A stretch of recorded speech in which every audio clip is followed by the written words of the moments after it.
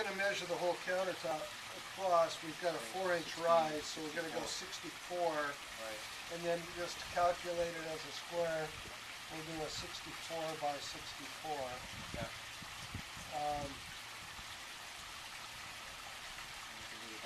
78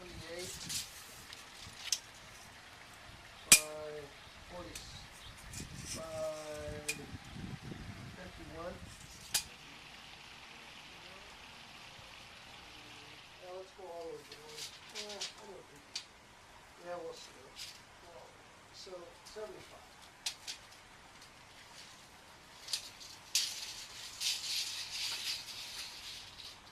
By 156. One of this is right.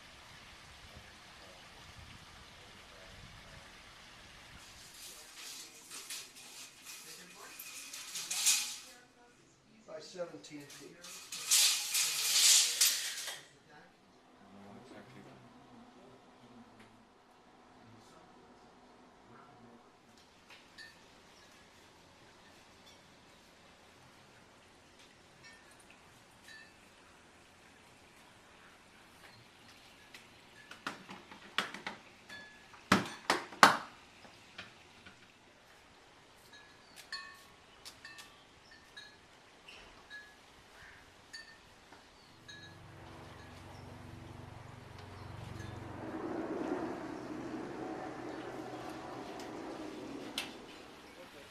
The other thing we have to do is the stainless steel. Oh, you do that too? Oh, yeah.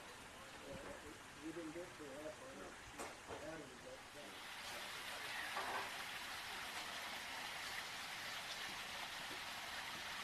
Now, is it going real dark like the other ones did? No, it's not as close. No. No. A little bit more denser. And that will have a place for the TV and stuff like that. It takes a little more friction to break the surface tension. So you just rub it, and if it doesn't turn dark and penetrate, you'll see it. Now, as I'm rubbing this, rub that with your hand. You feel those bumps? Usually that's silicone or epoxy 45, and just slightly wipe it. And what I can do is I can find all of the debris that's laying on top of this, and then you just slide it off. Is it advisable to use steel wool? No. No. You want to make sure all the residue's gone, and there's no streaking left over. See the shine pop? Yep. Now it's ready to cure.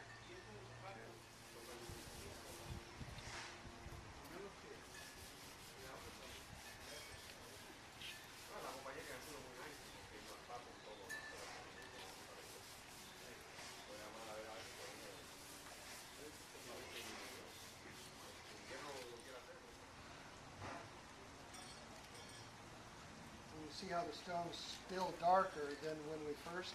It's because it's absorbed a lot of sealant. Very porous.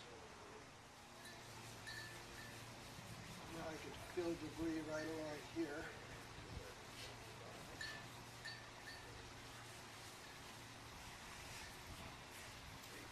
If you can seal a countertop before the faucets go in and the hole is open, now's the time to just coat it inside very well. Right. Get the sealer in there. And if it's a soap hole dispenser, Sure. you want to get clear caulking, and you want to rub that inside the hole. Oh, okay. And that way it'll keep the soap from soaking in Soaking sideways. inside. Okay. You see how dark this has gone? Sure. This is very porous. Thickest polymer that we use. And so what we're going to do is we're going to coat all these first, then we're going to go in and seal the floor and let these cure. And once we're done in there, we'll come back out and put the final 4 steps on.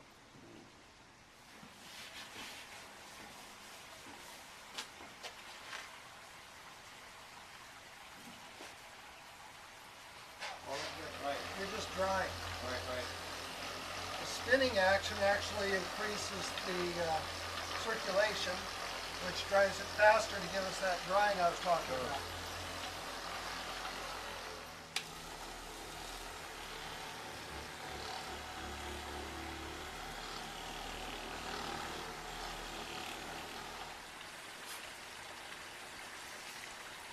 Another Okay, way, done?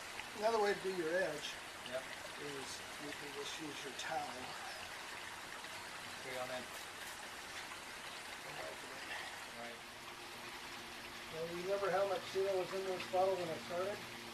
It was right here. Okay. It only was a couple ounces. And that's pretty for Yeah, 80 square feet. And then Come on, we're that's going to how- just throw a towel down on the ground, Mm-hmm. and we're just going to mop it. Just like that.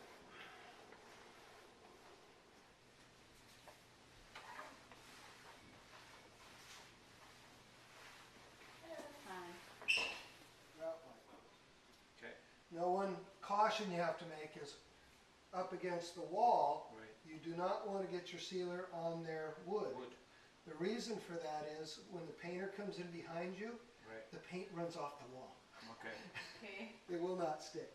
So you want to get close, just do your grout lines. See how they go dark instantly? Yeah, yeah. Okay, so you know you're getting it. Okay, and you do, well, this one they've painted up to the line, but normally there's grout right there, so you want to just shoot the grout. Yeah, it's about 50%. Just start buffing it off.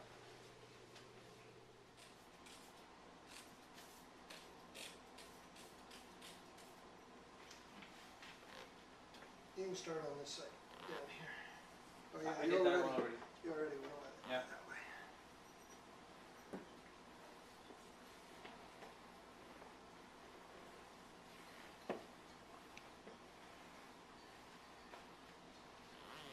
You need a cloth, another cloth?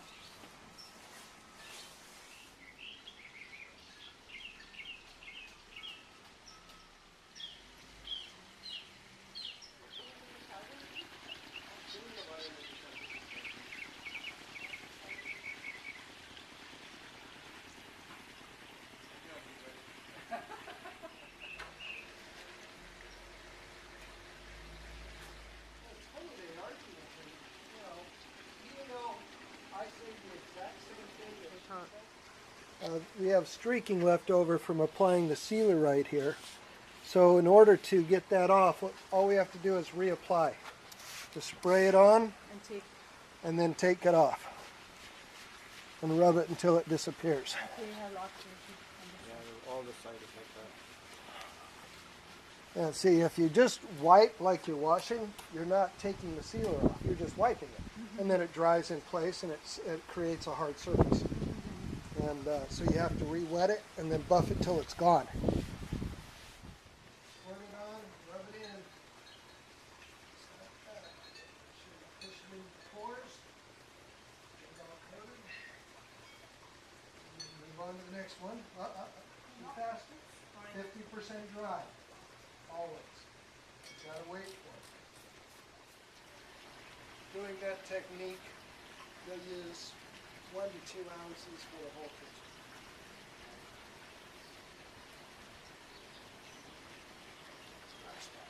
There.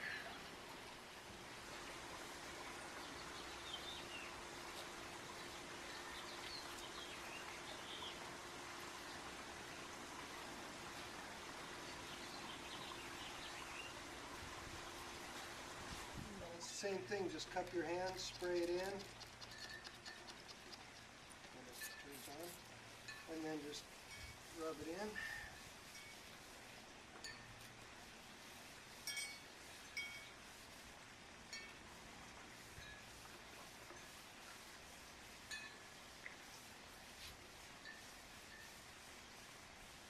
And this one is an immediate cure. So you just take your towel, wipe it off.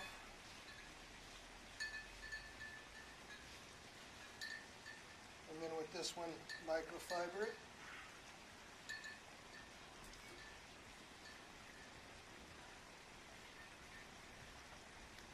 And it's done. Go ahead and feel that. Now take your glove off. And now go feel the one that we haven't done yet. Well, one thing I noticed that when the guys came out, they didn't do as nice a job as you do, because I remember that we had a little bit of steel with glue and so forth here, and they didn't take it out. Yeah. I had to go in and do it myself. Yeah, that's what I train people. So did you notice a difference? That's why we use a glove feel it, hand. yeah. We feel it, and it'll feel that way. No, you can see the sheen, it's totally different. Yeah, you can see the shine, huh? Oh, yeah. You can see the shine right away. And that's the permanent chemical that Right. makes Granite Shield great. Now wait till you fill it with the clean and shine. Oh yeah, then it gets even better. Now use the microphone.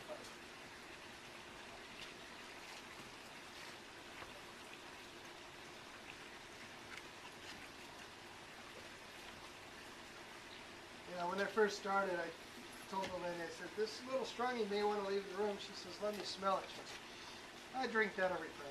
Just wipe it on, and then wipe it off. And now this is the step after Christashane. Correct.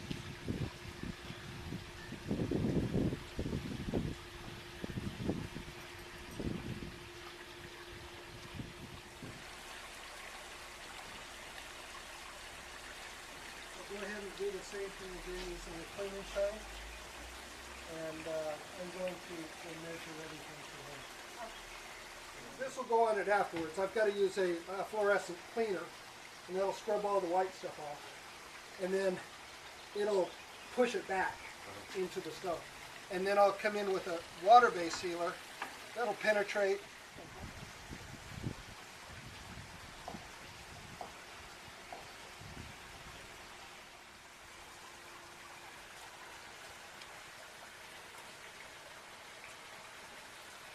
It's a completely different counter what we saw this morning.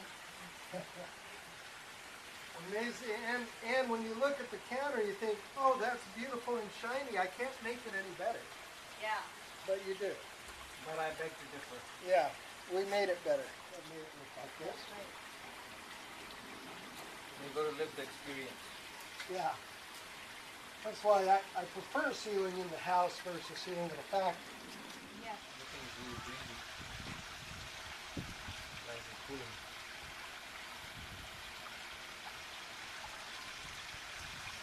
This is silica bright cream, and what it does is it's a restoration oxidation remover. It's for glass, hard water spots, and with stainless steel. What you do is apply it to a clean towel.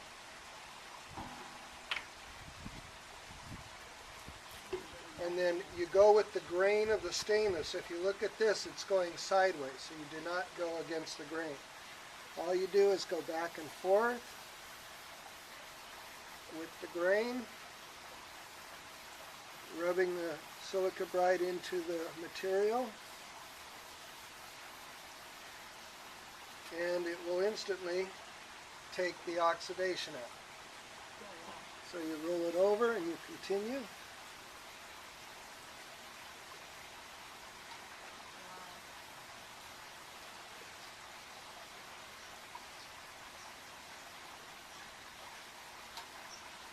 And if it's real bad, again, you see we got more out, so we're going to Battery's still going on. just add a little bit more.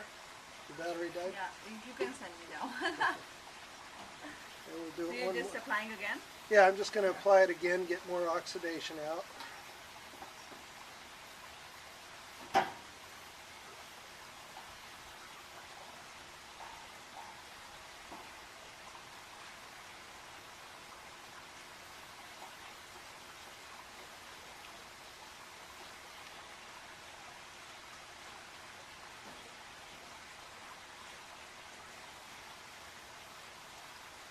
And the trick is flat, even palm to give it an even look. And then I'm going to do the front of this here. I'm just going to clean off the residue.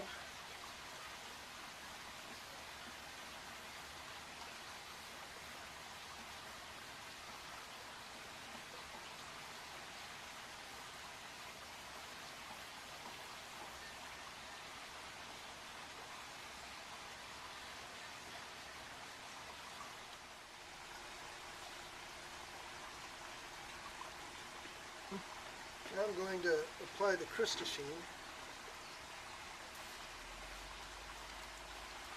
And just rub it in.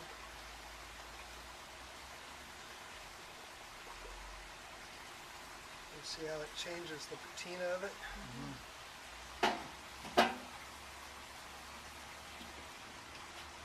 And then takes off more oxidation.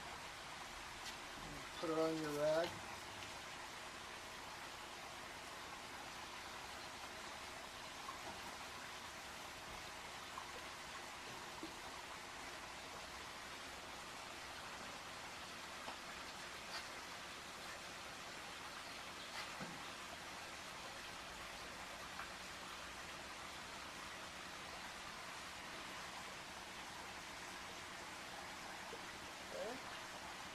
Then I'm going to take Clean and Shine. Spritz it So on. what does the crystal sheen do then? It replaces the oxygen with a carbon crystal, so you're stopping the oxidation. Then you just rub this on. And buff it off.